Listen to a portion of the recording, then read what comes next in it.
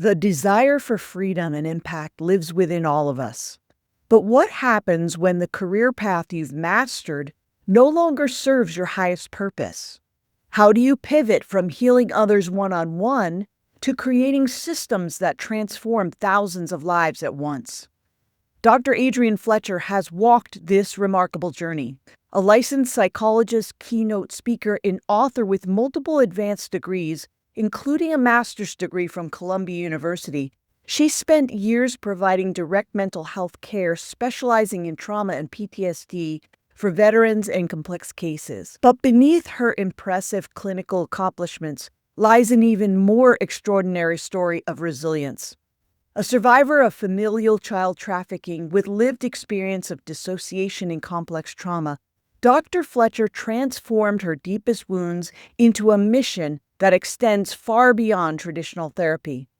In 2023, after building a successful private practice in Scottsdale, she made a pivotal decision to stop seeing patients and instead create entrepreneurial ventures that could scale her impact. Now, with multiple businesses focused on speaking, consulting, continuing education, and a forthcoming institute, she's redefining what it means to heal both herself and others through entrepreneurship. I was delighted to sit down with Adrian to talk about how we can successfully navigate major career pivots while honoring our trauma histories, and why sometimes the most healing path forward isn't the one we initially imagined. This is your Trauma-Wise Career Guide. Did you know that trauma impacts how we navigate our careers, but most career advice ignores this reality? Imagine feeling confident and safe at work while honoring your healing journey. Welcome to your Trauma-Wise Career Guide, the podcast that reimagines career development for trauma survivors. I'm your host, Cindy Bennett, a trauma survivor turned trauma-informed career coach and founder of the Resilient Career Academy. If you're navigating your career while honoring your healing journey, you are in the right place. It is an honor to have Dr. Adrian Fletcher on today's episode of Your Trauma-Wise Career Guide. I first heard Adrian speak on Healing My Parts podcast, so shout out to them, which led me to binging on her podcast, Braving the Way with Dr. Fletch. She has been a strong voice for those with childhood trauma and dissociation for many years. And one thing I respect and admire about Adrian is her authenticity. She keeps it real. She is not afraid to show up messy. I can go on and on all day about the amazing accomplishments she's had within the field of mental health, but today I want to talk to her about a career pivot from mental health to entrepreneurship. So welcome, Adrian. Thank you for having me. I'm excited to be here. I'm so glad that you could join us today. Let's just start with an easy question. All Okay, right. let's try. Right. I'm going to give you a little softball lob, okay? What would you like my listeners to know about Dr. Adrian Fletcher, Adrian & Co., or just Adrian the entrepreneur? What do I want listeners to know? I don't know, that anything is possible. And I've been through a lot in my life, and I'm still going through a lot, but I still think that it's important to have dreams and goals and to be patient with the journey, but to just always keep pushing forward. And that's something that I've always learned to do, is just keep pushing forward no matter what. That's awesome. Thank you for sharing that. Now, you started your career as a therapist, working for a multi-million-dollar practice treating trauma and sex addiction. But it wasn't very long after that when you decided to venture out into entrepreneurship by starting your own private practice. So stepping into entrepreneurship for the first time can be both liberating and frightening. Can you share what motivated you to make that change? Yeah, I want to backtrack a little bit and say I worked in community mental health in my 20s and then sought out to get my doctoral degree because I knew I wanted to take it a step further. A professor of mine recommended, before I wanted to get a doctorate, to spend some time in the field to get a sense of what were the different things I might want to work with or treat. So I got a master's degree at Columbia University and then worked in community mental health for 2 years and then moved to Arizona to get a doctorate. And during my doctoral training, I really focused on understanding PTSD and working with veterans. And then I matched with a VA medical center in West Virginia. It was my first choice internship. And then I was there, but then I was going to remain a VA employee and seek out a PTSD psychologist position. But I wanted to come back to Arizona, and private practice seemed like a good place to start.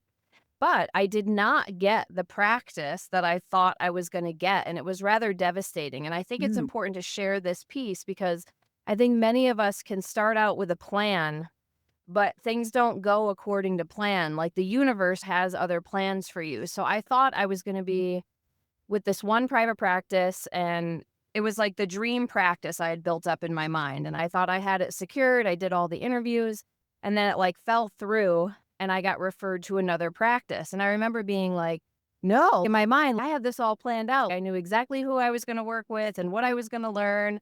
And I was devastated because I had moved back to Arizona. We had rented out our house for the year while I was on internship. And I was like, I have no plan. And I was freaking out. I had no job lined up, no postdoc opportunity. And I was like, what am I going to do? And I had gotten referred by the person who declined me, referred me to this other practice, which became the catalyst to everything, my healing, my career. Like, what a beautiful place to land. But I had no idea. So I do the interview, and he was like, I do want to tell you that part of what we treat here on occasion, because sex addiction is different than sex offending. He's on occasion, you may have to work with a sex offender. Will that be okay with you? And like looking back, if I was put in that same position now, I would say, no, absolutely not. That's not okay with me. And I'm not doing it. So this isn't the place for me. But I didn't have all the awareness that I have now. So I was like, that's fine.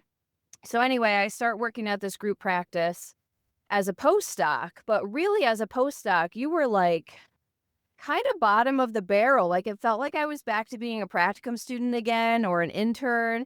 You had to really earn your rank in this practice. It's an incredible practice for a lot of reasons. It really showed you work ethic, dedication, but autonomy. And he was the first supervisor to ever say to me, Adrian, you are going to make mistakes, and that's okay. But I want to know about them, and we want to correct them, take accountability, whatever it is. The first supervisor ever to say to me, you're going to make mistakes, and it's okay. And what a gift that really was. But I learned everything I possibly could there, not just about treating trauma, but about business and responsibility, no-shows, late cancellations, how to build a practice. Because you were working for the practice for their intensive program, but you were also able to build your own outpatient practice. And because you're in a group practice with 26 therapists, you all refer to each other. We build connections in the community. But the work was very hard. It was back-to-back patients. But that's where I started my EMDR training, my equine training. I started as a postdoc there in 2012, and I left there in 2016, still remained connected to them, would run groups or help out, do Milan reviews or case consultations, stuff like that. And I decided I needed to start my own practice because now it was time for me to make my own rules. Because you don't, when you work for somebody else, especially in a private practice, you don't really have a choice of who or who you don't see.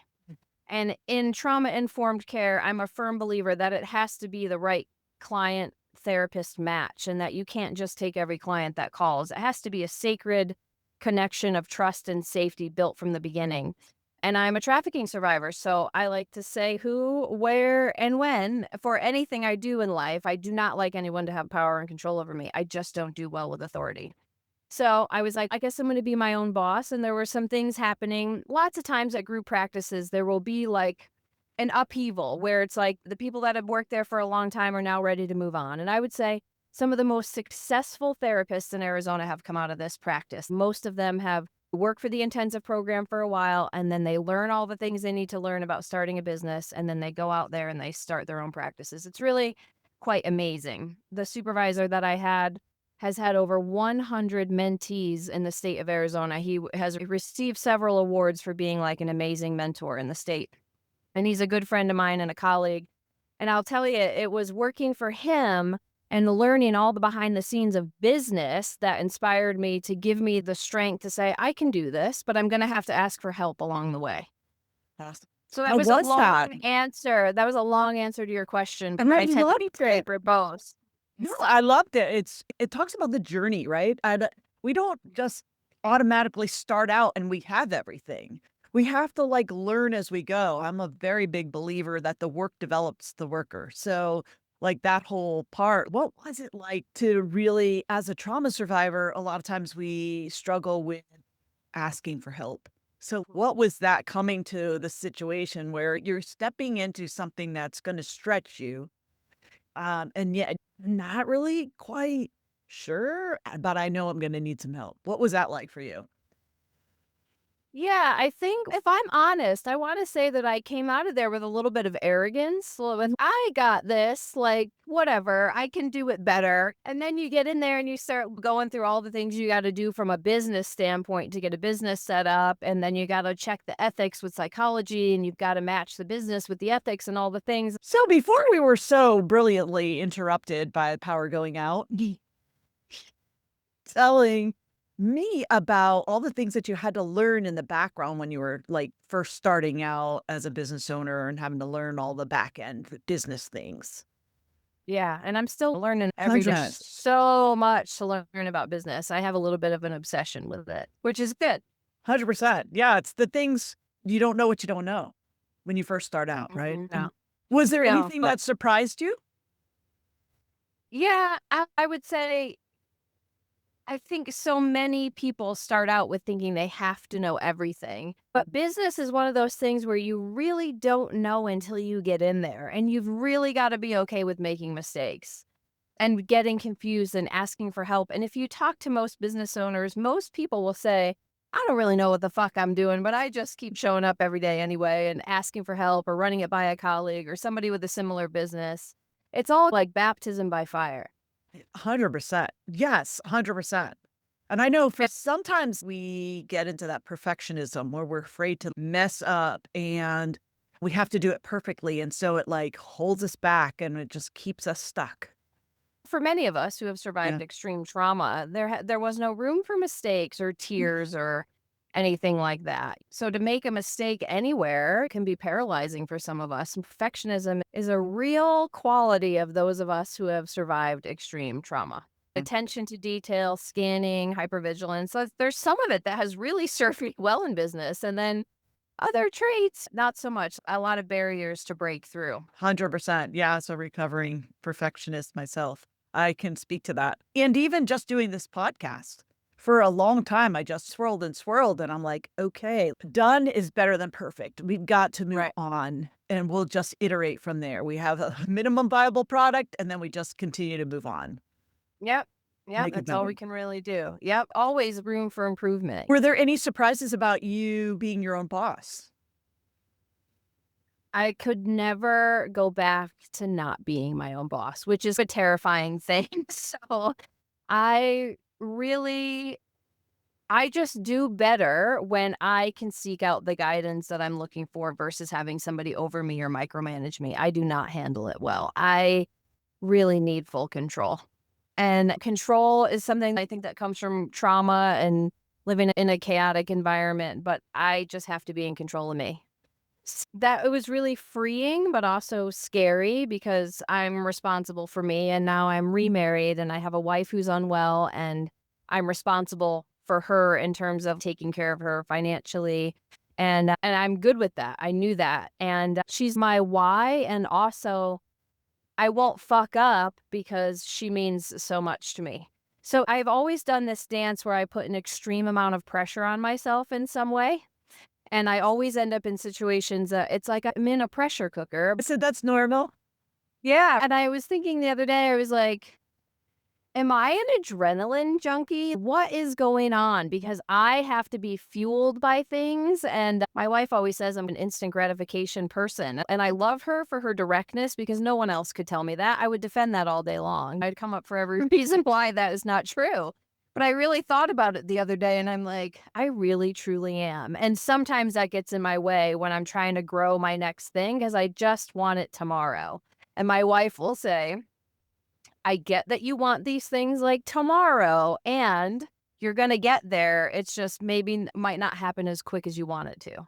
Yeah, it's just like us when we go to therapy for the first time, right? Let's just get it all done really. The faster we go, the better it'll be. We can get it over with right away. And it just Right. never works out that way because it just ends up overwhelming our nervous system and then we're stopped, right? Yeah, totally. Admittedly, I can't push as much as I used to. I had one part in my DID system of parts that was primarily in the front for a really long time, who was very obsessive compulsive, perfectionistic, like a Martha Stewart, could do all the house chores and run a business and push, push, push. She was eventually going to kill me just by doing that.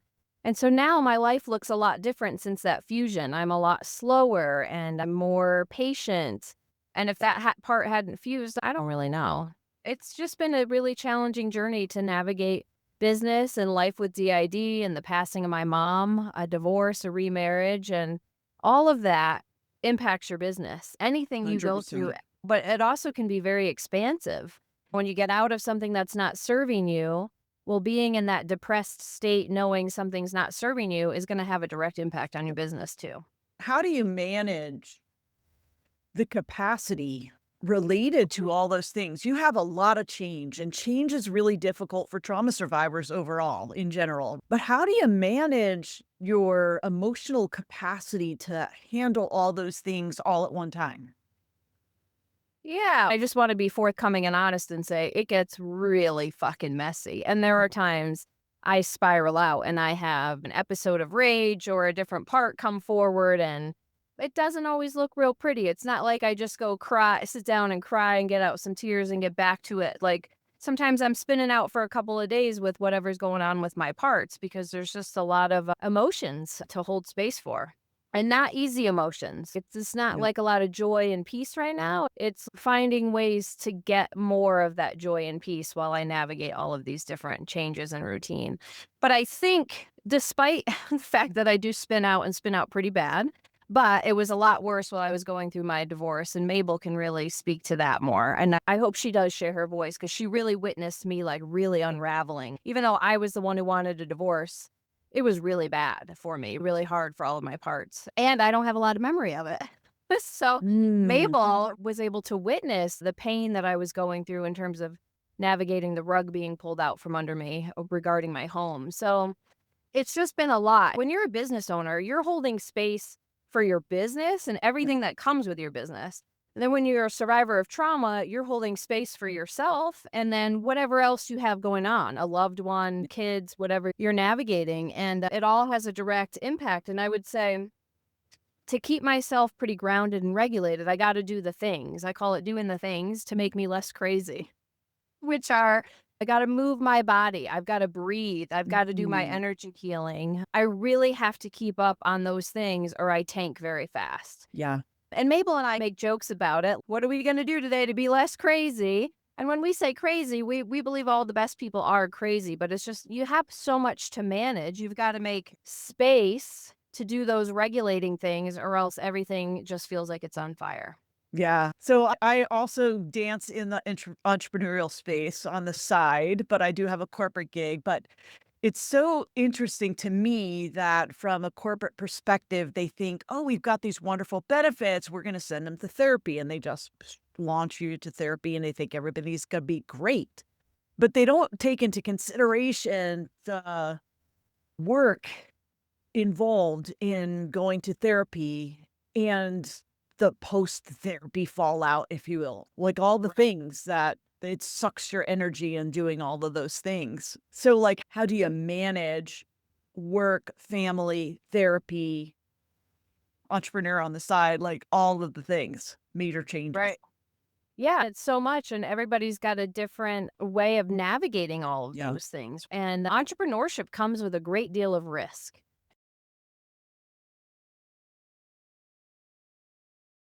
And I'm a risk taker, which is why it's the perfect endeavor for me.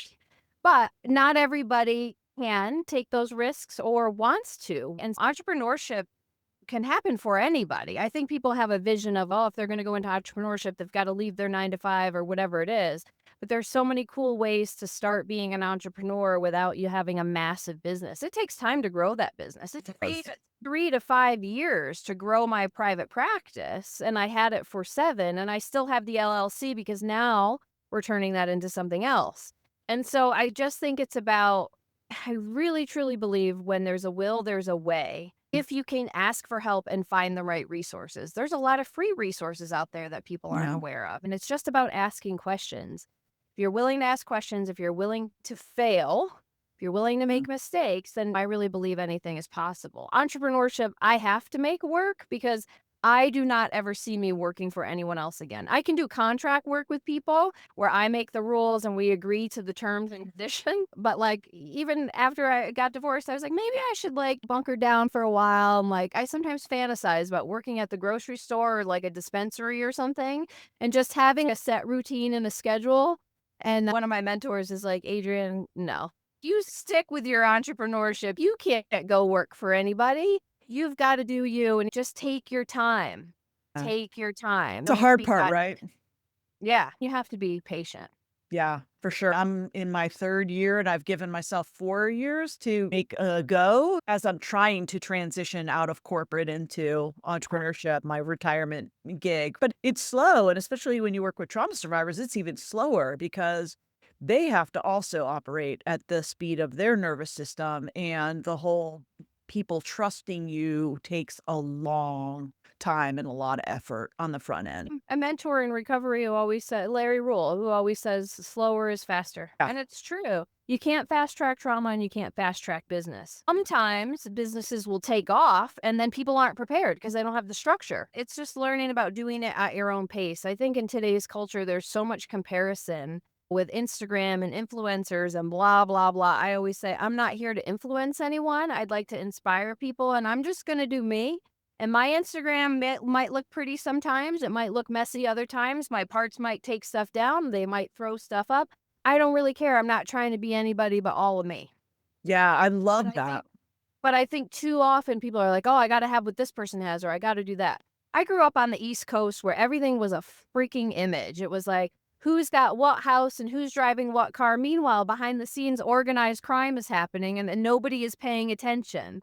So I come at a different view of the world too. There's a lot of really messed up things that happen behind the scenes. And so a lot of those smoke and mirror images, you have to be mindful that people aren't always putting out the truth. We as trauma survivors, we can sniff that out a mile away, right? I've gone through multiple trainings, gone through trainings on how to set up membership, how to do launches, how to do online courses and such. And I've discovered that a lot of that stuff doesn't work for me as a trauma survivor. It doesn't feel authentic to who I am. And so not doing those things and deciding to not do the things that they tell you about because it doesn't fit into who I am and my nervous system, right? And that may slow down the growth, but it also represents more authentically who I am. One would argue, is it really slowing down the growth or is it just taking the time to find the people who are more aligned for the path? I think that's really good point. Really good Yeah. point. Because if you push for the wrong things and you do things that are out of alignment, you're going to attract consumers or people that are not aligned with your actual soul and value. And so that's where I'm like, you know what I mean? I had this struggle where I recently completed a public speaking coaching program. Really intense, because I don't know the industry of public speaking. I do now because I just invested quite a bit of my time, energy, and money into this program. And then I've signed up for additional ones, and it's been life changing because I believe if you invest in yourself, whether that's courses, podcasts, books, getting to know mentors, connecting with community resources, if you invest in yourself, you're expanding yourself and your window of opportunity. Mhm. And I remember saying to Mabel, I don't know if I want to invest in this right now. I do better when I can learn what I don't know because I struggle when I don't know something. So I Yeah. have this vision of what I'm supposed to be out there doing, but I'm like, but I don't know the in between. Ye I don't know what I'm supposed to do or who I'm supposed to talk to between here and here. And so we broke it down, like why it would make sense for me to do this. And she was like super supportive of it. And she's like, every time you go to a workshop, every time you go to a class, every time you meet with your coach, like you come back like really energized, inspired, and that creativity is there and you know what your next steps are. The other thing about entrepreneurship or even work in general is you've got to have somebody in your life that's a cheerleader for you. Whether that's a partner or a good friend, having Mabel in my life has been life changing. Because if you're in the wrong partnership or you're in the wrong community of people who are not supportive or encouraging of you, you're going to sink. And it doesn't mean that they always have to affirm you, because what I love and respect about my wife is that she can tell me the constructive feedback that I need to be better out in the world. So I tend to have a lot of very aggressive masculine energy. That doesn't really make people feel safe, but who's the first person to lovingly tell me in a loving way? Might want to tone that down a little bit. Like, I can hear that from Mabel because she Yeah. means everything to me and I respect her and I would do anything for her, but also like her honesty has changed my life. Now, it doesn't Yeah. always sit well. I have to like filter through all that and have all their defensive reactions and want to defend it. And then we're like, she's right. But in terms of having a healthy business, if you're in partnership, your partnership really needs to be healthy in order for your business to thrive. I believe that. I'm seeing monumental changes and growth in me by being with a partner who is supportive, loving, but also can call me out on my shit and also wants me to be healthy. She doesn't want me up till 1 o'clock in the morning working on a business. And most entrepreneurs would say, you got to put in all the things. I believe you have to put in a certain amount of hours, yes.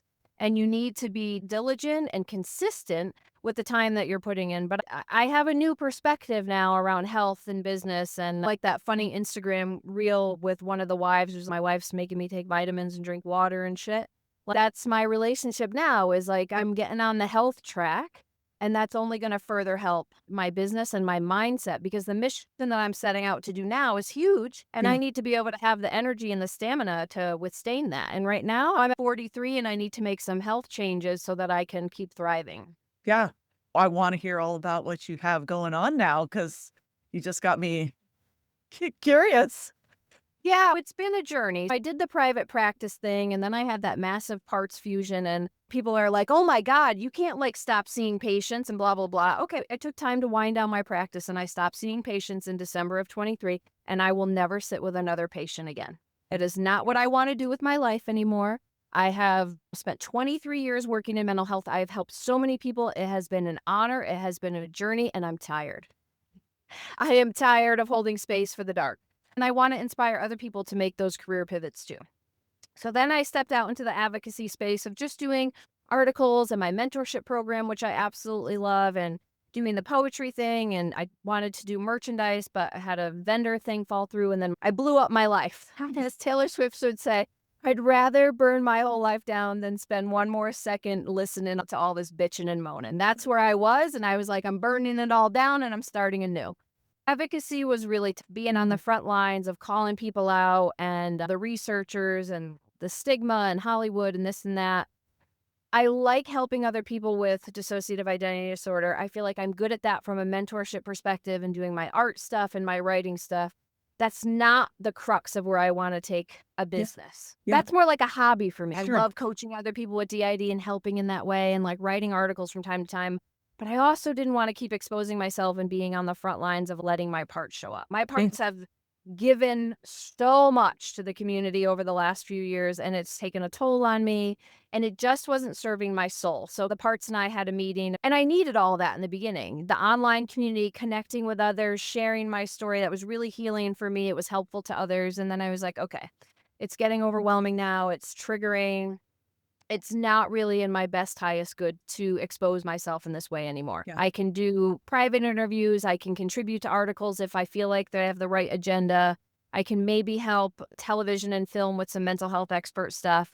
But in terms of where I'm going for me and my business, I'm like, okay, I wasn't sure where I was going to go. And in fact, last year when I stopped seeing patients, I said to Mabel, I don't really know what I'm going to do. Like, I don't want to work with patients anymore. The part that was in the front was the primo, amazing, awesome therapist, practice manager, incredible. Not me. So can't do that.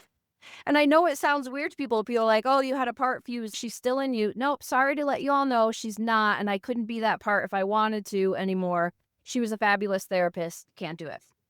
So I was like, what am I going to do? And I've always felt the call to speak, and it comes up into all my healing things. I also love to teach. I love consulting. I love helping practices, individual cases, group cases. Okay. And I also hate the word case, so I don't even know why I'm using it, but human, helping therapists help their human clients navigate stuff. But I was still lost, sitting with, what am I going to do? Well, And then because you I have so many things you can do. You're so talented. I appreciate that, and I'm glad that other people can see that. Mabel says that too, because I always doubt myself, and she's like, "Do you know who you are?" And I'm like, "Not really." Like, I don't see what other people can see in me. And one of my professors in graduate school said to me, "Adrian, my biggest wish for you is that you come to see yourself how everyone else sees you." But lately, I don't know how everybody else sees me. I blew up my life. I left a man. I married a woman. I closed a practice. It looks like my life is falling apart when really it's coming together. Um, Not unusual though, right? One of the stages of my whole program is around getting to know yourself because as trauma survivors, safety is the priority. So we don't right. go through the normal development cycle of our identity formation, right? Yeah. So we have to have a safe space where we can get to know each other. And then when you have DID, it's even more complicated because your identity is split however many ways, right? Yeah. Yeah, and I have parts that wanna do, like, a mental health clothing line, and I'm like, "Can we get to that?" That's not the priority right now. So, I was sitting with, "What am I gonna do?" Blah, blah, blah, and then I remembered somebody wanted to connect me with somebody else, and I was like, "Ah, it's been about a year and a half, I guess I'll reach out and bridge that connection." This person also speaks, and they referred me to my now coach. I met with this person, joined her program, but now everything has clicked. Like, I've practiced my messaging. I'm like going on a business trip next month for a 4.5 day speaking thing. But then every time I try to move away from anything DID related, and it's not because I don't want to help, it's just because I'm like, when is my time up there? Like, how much impact do I make, or what am I supposed to do? And I'm a big believer of honoring the call and listening to the call. And I know it sounds so woo to some people, but it's just like I feel like sometimes I'm not even in control of my own journey and I'm just being guided to who I'm supposed to help or what I'm supposed to do. And it's Adrian, you're supposed to also teach. Like, you're not just supposed to help the community, but now you're supposed to help the therapist. Okay, what am I going to do to help the therapist? So you need to teach and educate from your lived and your professional experience. You need to go out and educate. Okay, how am I going to do that? And so I just listen to the downloads, and it's all, you're supposed to actually do continuing education stuff. All right, so I'll do that. Okay, stepping into that. Now I'm supposed to speak, but I'm supposed to share my story, not just about DID, but all the things I've ever been through and how that relates to trauma and business and money and your sense of worth and all that. You're going to start talking to people about money and business. Great. How do I do that? I have no idea. So I'm like, so now what I'm doing is I'm formulating my very own institute that will provide education. And that's one piece. And then the other piece is growing the public speaking career, but serving so many different communities, entrepreneurs, women in business, mental health. And so I'm going to combine the two. And so I'll basically have three businesses. So I'll have the Institute, I'll have my speaking and consulting, and then I'm going to launch a third business with my wife when she's well enough. That is separate from all of that. And it has to do with women loving women. And I hope to be a serial entrepreneur by the time I'm 55. That's my goal. Awesome. That's awesome. To grow all three and have them be profitable and successful. And I think that's a good timeline. And then somewhere in there, I want to get more serious about investing and property ownership. So Sure. I have so many big dreams and I never know exactly what next step to take, but I just listen and I do a lot of mindfulness and a lot of breath work. And again, I want to talk about risk management. I'm a risk taker. So I have student loans. I don't have shame about that. That's how I got myself an education. And I carry credit card debt from time to time. And that's how I've learned to live. And it's not always the smartest way to do things, but in order to make money, you got to spend money and you've got to invest in different things. So whether that's business loans, carrying a balance to move the needle here, I'm a risk taker. My family was into all kinds of crazy shit. And so I'm sure to me, the risk doesn't seem as risky as to some people. No, that's for you, that's normal, right? So that's your normal. That's your Yeah. definition of normal, right? So Yeah. 100%. I just like to be transparent because I don't want to put off the image of things are perfect and I have no student loans and this and that. No, I'm constantly pulling this to pull here and building the new and never knowing where it's going, but trusting that if Yeah. I've figured out the 43 years before me, then I'll figure out the 43 years I got left. Yeah, I love that. I love that. Can I get a go back card to the part you're talking about being your own boss? And I have a lot of people that are my followers who struggle so much in the workplace. struggle in corporate and want to do their own thing or cannot function in the workplace, right? Want to start their own business. They don't know what they want to do or how they're going to do it. Can you give them some kind of nugget of wisdom on what they should do to take care of them and to make that first start, that first step? Yeah, you're actually bringing me back to somebody that I helped work through a career issue. There are so many toxic work environments, and most of the time, people who have survived trauma end up in work environments that mirror their family of origin. And it's horrific because you just feel constantly triggered, beaten down. You got transference reactions happening where maybe your boss is speaking to you in a way that your mom or dad did, and it's a mess. But I understand that not everybody can just up and quit their job. You need a plan, and you almost have to think about it like a domestic violence plan, really. If you know you're in a toxic work environment, then you need to be making some preparation to keep yourself emotionally safe and maybe have an exit strategy or plan. Because there's always going to be a conflict between staying and going. And only you are the one who can figure that out, like when it makes sense. Yeah. Because there are all different things, right? Benefits and when people have children and healthcare, and you can't just always just up and quit a job.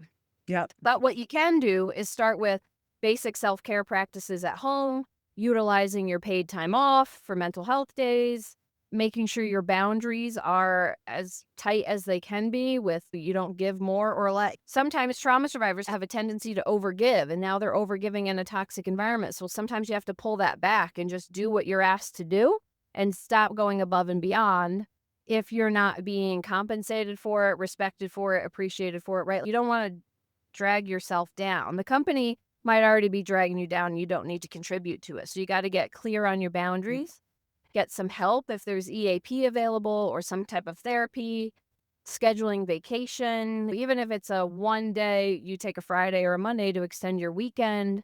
Yeah, it's going to be boundaries and consistency in the self-care at home that can keep people afloat and having support because people get real depressed. People get real suicidal sometimes with their Yeah. toxic work environments, and nothing is worth that. I remember I was with somebody who was really getting verbally abused, and I said, I understand that you are scared to walk away without something lined up, but if you have the resources to do, then it's probably in your best interest to quit and carry the angst. And that person chose to do that to take care of themselves, and it worked out okay. Especially if you've got a good work history and there's stuff available on the market. But again, everybody's situation is different. So I'm not just suggesting Yeah. up and leave your job. But if you have some resources and you don't have kids to worry about and stuff like that, sometimes you got Yeah. to take the risk. Also, the best time to find a job is when you have a job, right? Because you can be doing that. How can you, to your point, make those plans in process at the same time that you're And you can also tolerating?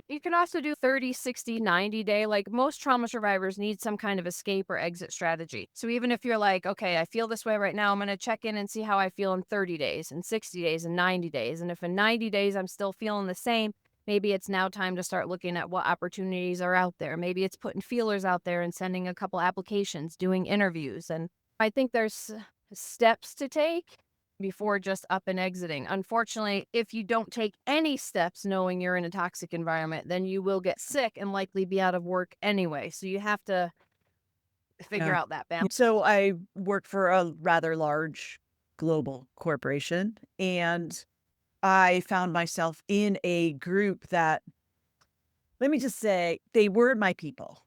Okay. But not every part of where I work is like that. So, like, even changing or shifting your roles to a different group within the same company could be different, could be challenge, or could suit you better. Like keeping your mind open to opportunities that might be outside of what your present experience is. Yeah, always being open to opportunities, even taking like little Yeah. career assessments online and Yeah. never putting yourself in just one box because there's so many different things out there. Like even with psychology, I don't have to just do patient care. If I wanted to go back to a regular 9 to 5, there's a bunch of different things I could do under some umbrella of psychology. But the other thing I want to encourage people to do is if you're interested in starting a business, I just went to a workshop for women in business, and it was basically some attorneys there to help with like different startup and setup type things. But they're saying is there's no perfect time to start a business. Never. And you sometimes just got to do it. And you can go through the Small Business Administration to learn like the foundations of starting a business. And I would tell people like that are in the 9 to 5 corporate world already, but have an idea, just play around with the idea. Get the LLC set up, get a business bank account, start looking at what you might want to do, be creative, have fun, Mhm. trial and error. It doesn't have to be like this massive company the minute you're out of the gate.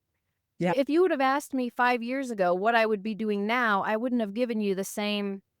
It's sure. constantly changing, and Mhm. you've gotta be willing to let yourself change and ebb and flow, and sometimes small businesses can start out as hobbies and then turn into huge companies. Yeah, 100%. So I'm curious, I know for myself as a fledgling entrepreneur, there have been some things related to my trauma that I've had to work through related to building the business. For example, just even starting a blog and having a voice was a challenge, right? And then to show up on social media and be seen didn't feel safe for me at first. And there are a lot of trolls out there. So then just ratchets up that safety piece for you. So, what kind of things, especially as a trafficking survivor, what kind of things have you struggled with from a business perspective of maybe even charging people for your services or understanding the value that you bring to people? Yeah, I think somewhere along the lines I learned that if you don't respect yourself, then you can't expect anybody else to. And somebody used a great analogy with if you need to hire an attorney, do you think that attorney is really thinking about every pen? It's no, these are the set fees. Here's the hourly fee, here's the retainer. If you want to hire me, this is what I can do. It is no different if you are a therapist, if you are a coach, whatever business you are running, you establish your fee and you hold to it. You can always make exceptions, like having sliding scale options. At any one time, I'd have 3 sliding scale options in my practice, meaning I would see 3 sliding scale clients at a time, and I would discount veterans because I had that specialty, and a lot of veterans won't seek outpatient care. So you can always find a way to work within your value system, and no one gets to decide for you what you choose to offer. You have to be firm in your fees, and you should hold your no-show and your late cancellation policies because that's just doing good business. And actually, there's a lot of research that shows the no-show and the cancellation boundary and policy, if as long as it is delivered in a clear and compassionate way from the beginning, it helps create safety for your clients. Your clients know what to expect. I had the same practice boundaries and policy and procedures for all clients that I saw because you don't treat somebody different than the other. And I Yeah. think I learned that early on working for a big practice. And when you're an entrepreneur and you're on your own, if you do not get paid, then you do not take care of yourself. So it is what it is. Your fees are your fees. A lot of people like to talk crap about entrepreneurs and the fees that they set. Those are their fees. If you don't like their fees, you don't have to work with them and you can find somebody within your fee structure. This one is a hard line in the sand for me, especially with I've been approached with opportunities that wanted all my intellectual property and they wanted me to build them this fabulous thing and then they weren't going to pay me unless something this happened. I was like, no, my attorney and I were like, no, these are Dr. Fletcher's fees. You either agree to the terms and conditions of her fees or she will not work with you. And that was for a bigger television thing or whatever. But when it would come to my practice, you start out market rate. They usually tell you whatever field or industry you're in, if you're just starting out, you set your fee at about the market rate and you can go 10% lower because you're new and you're getting started, and then you can move your way up. You should always stay within the market rate of your industry. And then if you're exceptional, then you can charge more for your time. And as my coach always says, because there's many doctors of us in a cohort for speaking, he was like, Mhm. all of you have sacrificed your time, energy, and money into your education. You deserve to be paid what you're worth with what you set your fees to be. And then she teaches us how to structure our fees in public speaking and how to scale the business. Because having a business is one thing, having a scalable business is another. So the money piece in terms of setting the fee, I didn't really have an issue with because I had Mhm. already worked for a business and that was just the standard. And Mhm. you're just clear and kind and compassionate in the beginning and transparent about what your fees are. And I also worked in a different area. I have worked with the underserved to the very wealthy to celebrity high profile client. All humans have the same issues, regardless of their numbers of dollars. Okay? They all come in with similar presenting issues, no matter where they are on that socioeconomic scale. But in terms of a business and a cash pay practice, I was in Scottsdale, which makes that easier to do because Scottsdale has the wealth and the clientele to support the small businesses who charge those fees. The market rate in Scottsdale is going to be different than the Mhm. market rate in a rural community. As long as you're within your whatever that is, socioeconomic area, you'd set your business fees accordingly to where Yeah. that is. But you should always set your fee for you. You're always going to have people judging you for it. And unless people are entrepreneurs, they don't really get it. Yeah, I know in my work, my peers are coaches, and it's awesome because they have this heart to help people, and I like that about them. But also, the worker's worthy of their hire, right? And you have to be able to, like, make a living if you're gonna do that, right? And so you gotta be able to know the value. It's the value that you bring to people, right? They're paying for that value, the transformation. Yes. Yeah. And the research actually shows that when people have to contribute to paying Mm, something, that they are more motivated for the change that they're seeking. So whether that's yeah, coaching or therapy. And I'm a firm believer that you help where you can. My current coach is a big believer that you build wealth and then you give back. So she's developed centers for survivors and things like that. Out of the money that she's made, she's now being able to give back to the community in a bigger way. Wealth is freedom. Most people yeah, don't get that. You need yeah, money to take care of yourself. You need money to go to therapy. And unfortunately, I get it. Some people are disabled and they don't have the opportunity that some other people have. But hopefully, the people that are building their enterprises are giving back in some way. I certainly know that's my goal. I was telling my aunt that one day I want to own a laundromat because they're known to be awesome businesses to own. You wouldn't think so, but they'd make a lot of money. And that I wanted to do some kind of scholarship thing for single parents raising kids to go to college. Because every time I go to the laundromat to wash like a huge blanket or something that I can't do at home, I always look around and just pay attention to the people and listen to their stories. I just told my aunt that I felt like inspired, like I feel like single parents really struggling and want to put their children through college could benefit from some kind of scholarship fund. So I'm always thinking about, yes, what is the wealth I want to build for my wife and I so that we can have a really good life and take care of ourselves because two people with DID require a lot of care and we will for the remainder of our life. How do I build enough wealth to sustain the two of us, but then go even bigger and be able to give back in a yeah, more global way financially? Right now, I serve with my voice, but I'd like to be able to give back in a bigger way financially. yeah. I love that. Have you had any challenges with networking and connecting with people? For me in particular, I have very limited capacity for external, and I know I need to do it. It's not that I don't know I need to do it. I know all the things I should be doing, but I don't always do those because I don't have the emotional energy to do that. Yeah. That's a good let me think about that for a second. I wanted to backtrack too to the money thing and just say, as a survivor of trafficking, where I get stuck with the money stuff and the blockages I'm still working through are that it's okay for me to make a lot of money and want to make a Mm. lot of money to Mhm. help my wife and I, and nobody's going to make me feel guilty about that. So I'm still working on those money blocks and my own energy healing, the deserving piece. And I want to show my wife that she's deserving as well. As two trauma survivors, we both struggle with that. So that's the money piece. I think trauma survivors need to be working on their relationship with money because money is Yes. just money. It's a tool, it's a Yes. vehicle. That's all it is. But it's everything tied to money that we've been told or not told or with our trauma histories that need to be addressed in therapy. So I'll put that in the box over there. In terms of networking, it is my favorite thing to do to talk to people. I love to talk to people one on one. Where I'm not so great is maintaining the existing relationships that I have in my life from a personal perspective. I'm going Mhm. through a lot right now, Yeah. and I get real guarded and real defensive around where me and my wife are right now and protecting that energetic space because there's a lot of judgment A about lot of me blowing judgment. up my whole life, but for the better. There's so much judgment around me right now that I have every wall up in my personal life. Unless Mhm. people are on board with, I'm cheering Adrian and Mabel on, they don't get a seat at my table right now. That's how protective I am because Mabel is really unwell. And I'm building this whole next chapter. And sometimes when you're doing that, you need to cocoon in and you don't Yeah. have a lot of capacity for anything else. But in terms of networking, I love meeting people one-on-one, and I'll meet with them for 20 or 30 minutes. I always think, I want to do this next thing.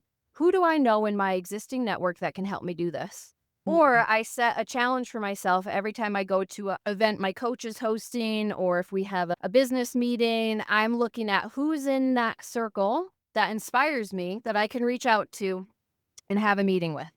And I try to connect with 1 or 2 people a week, and I talk about what I'm doing in my next chapter, that I wanna consult, that I'm That's building an awesome. institute, that I wanna speak, and here's what I wanna speak on, and we all help each other and encourage each other. So that's how I do my networking. I think the biggest compliment my former mentor ever gave me was like, "You have such incredible connections and relationships with people because 'cause you're genuine." You don't fluff them, they don't fluff you. You're just genuine and you've learned to weed out, so to speak, the negative energy. I've gotten involved with circles that I look back on now and I'm like, really? I didn't see it. And I have a good friend from graduate school who's like, I want to know what parts of you fell for this because no adult part of you would have fallen for that. And I was like, I could see it all. What were you doing hanging out with those people? And you need good friends like that in your life too. But when you don't have a lot of capacity, you just think about what you do have capacity for. There are Mhm. some weeks I schedule no meetings because I'm like, you know what? It's a healing week for me. I need to do my body work, my breath work, and like maybe do some writing, but like I don't want to connect with any people this week. I'm also never afraid to reschedule a meeting. And so Mhm. life lately with getting Mabel to medical appointments and dealing with my own struggles in the morning. If I wake up and I have an important meeting that day and I'm like, I can't give this 100% today, then I lovingly reach out and say, I need to reschedule, which I would have never done 10 years. I'd be Mhm. like, I got to push through. I got to do it. And now I'm like, no, I want my best self to show up. So sometimes I have to reschedule a meeting and Yeah. sometimes I'm late. And I used to be 15 minutes early all the time. But life is just life right now. And so I lovingly apologize. I'm running late. Or like I said to you, we're going to record this morning, but I need a coffee. So I got to do that.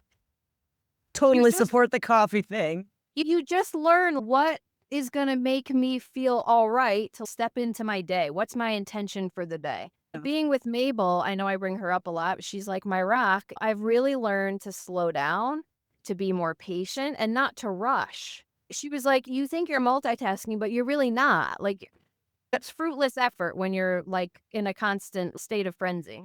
Yeah, that happens to me a lot where busyness is absolutely one of my top coping strategies. So I especially got lots of parts that are really busy and I can outwork all my friends because I got a lot of cooperation going on. It's really just slowing down, creating an order, prioritizing where am I going to spend the capacity because we only all have 100% of capacity. How are we going to use it? But the slowing down can sometimes seem torturous. Oh, It's it just can like, be unbearable. oh, goodness, so slow. And it's hard when you're used to just going 800 miles an hour to Yeah, slow down. what I really realized was slowing down had me sit with feelings, and I don't do very well with feelings. So in this chapter, I've been really like trying to honor and make space for all of my feelings, whether that's sadness or grief or frustration or anger, and finding healthy outlets for it. Because if I don't, then I just lose it. Who wouldn't? Everyone unravels. It's just that nobody talks about it. If you wouldn't mind me going back, having another go back card, because I've heard you mention multiple times about having mentors. And it sounds like you may have had multiple mentors in your journey. So I'm I have. curious, can you talk a little bit about having a trauma informed mentors and how important that is to your journey, your career journey in particular, and helping you move through where you want to go? Yeah, my whole life, like, my parents really weren't safe. My mom really modeled, like, work ethic and the importance of working to take care of yourself and never allow yourself to be dependent on anyone. Some people disagree with that. It is what it is. But I always looked to others. Like, I looked up to my sister for a while, and then I looked up to a teacher, and I asked questions. And then, I have former supervisors that I've built really good connections with, or people at networking events. And it depends who I'm feeling inspired by. And it's Mhm. usually people who have been through some serious shit and then created something amazing out of that. Those are the people I like to spend time with. How did you get to where you are after healing all of this stuff? And the mentor that I have that I speak about often, his name is Marcus, Dr. Marcus Earl out of PCS in Scottsdale. He's been on my journey since 2012, and we've butted Mm. heads. I see him for consultation. I'll just pop on his calendar. Sometimes I talk about what's going on personally and how that's impacting me, and sometimes I'm talking business strategy. And he's great. He's been a wise advisor on my journey, and I've had to work through lots of attachment shit. There's no daddy Mm. issues there. Sometimes people think when women have a male mentor, it's like daddy stuff. I can talk to him about stuff that happened to me with my dad, and the Parts recently wrote a poem about him that's going in the next poetry book. But people who inspire me, who are willing to take accountability and be real raw and honest with me, those are the people that I respect. And I've had some not so good mentors who alluded to like being like fluff out in the world and not being able to hold their integrity. They would talk a lot of talk, but not hold the integrity behind the scenes. And I lose respect for those people very quickly. But that doesn't mean I didn't learn something from that person at the time that they served me as a mentor. I love that. Um, I love that. and it's not always former bosses or coaches that have been my mentor. I called a cousin when I was getting divorced and I was like, I want to run this financial thing by you. And he was like, oh, yeah, you're doing fine. You're on the right track. Why are you second guessing yourself? You're good. There's just other Mm. people in my world that I look up to that I can run certain things by. Sometimes it's a business thing. Sometimes it's a life thing. Sometimes it's a financial thing. But I always come back to center in what does Adrian need to do for Adrian? Yeah. And now being married to Mabel, like I talk to Mabel before I make a big decision and just say, I'm thinking about this. What do you feel about that? Which I never would have done in my last relationship. Adrian was out for Adrian, but Mm. it's such a sacred relationship and partnership. Like we're one. And some people might call that codependent. I call that like we are two people who have been through the extremest of traumas and we want to be able to really love and respect each other and have our voices and opinions heard. We're looking at a new place to live because we need to get her out of the altitude for her health. And the first place I liked, but I could tell, I said, if you're not excited and you don't feel well, then we're not doing it because we both got to Yeah. feel really supported, loved, and safe. And so learning how to navigate that with a partner. She's Mm. going to take my business to new heights she's not even aware of, but just by being in my life and being my person, I really feel like I'm capable to do just about anything. And that's the kind of people you need in your life, whether that's a mentor or a partner.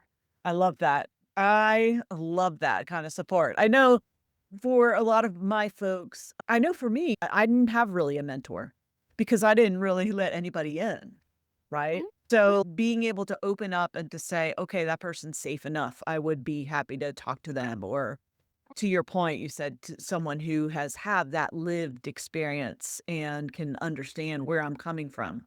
Because where I'm headed, the barriers will probably be related to my past trauma.